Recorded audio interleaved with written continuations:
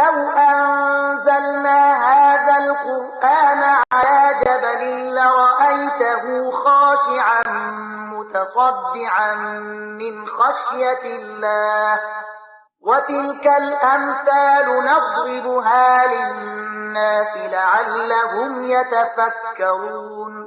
که موږ دا قرآن په کوم غره باندې هم نازل کړی وای نو تا به لیدلی و چې هغه د الله له ویرې نه په زارۍ ټیټیږي او ټوټه ټوټه کیږي.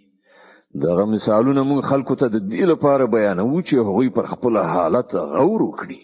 هو الله الذي لا إله إلا هو عالم الغيب والشهادة هو الرحمن الرحيم.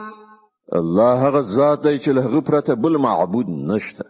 په پټه او ښکاره هر څه باندې پوهېدونکی همغه مهربان او رحم لرونکی دی. هو الله الذي لا إله إلا هو الملك القدوس السلام المؤمن المهيمن العزيز الجبار المتكبر سبحان الله عما يشركون. الله هغه ذات دی چې له هغه پرته کوم معبود نشته.